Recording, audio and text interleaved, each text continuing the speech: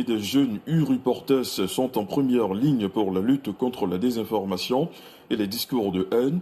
Objectif affiché, lutter contre l'extrémisme violent qui frappe la région. Ces derniers ont vu leur capacité renforcée à l'initiative du programme des Nations Unies pour le développement du 14 au 15 avril 2026. Retour sur les temps forts avec notre correspondant permanent, Alassane Ouattara.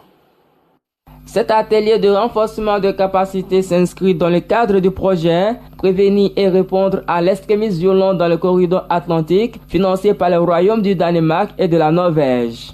Dans un contexte marqué par la circulation de fake news et de contenus sensibles, cette formation donne les outils nécessaires aux professionnels des médias pour la diffusion d'informations crédibles et le renforcement de la cohésion sociale.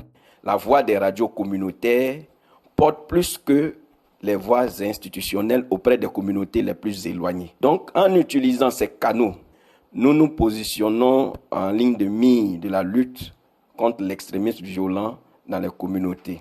Plusieurs thématiques ont été abordées au cours de ces 2 jours de formation, telles que comprendre et contrer les discours de haine dans la prévention de l'extrémisme violent et le cadre juridique de la lutte contre l'extrémisme violent, le terrorisme et la désinformation.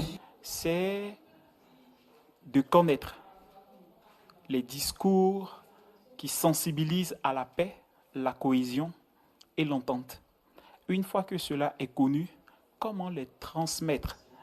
Pour les U-Reporters, à cela, nous disons qu'il faut toujours vérifier suffisamment les informations. La nouvelle loi de 2024 qui porte sur la répression du terrorisme. Donc on a des peines d'emprisonnement qui vont à l'emprisonnement à vie pour les auteurs d'actes de terrorisme. Les participants ont désormais les outils nécessaires pour contrer les discours de haine et l'extrémisme violent.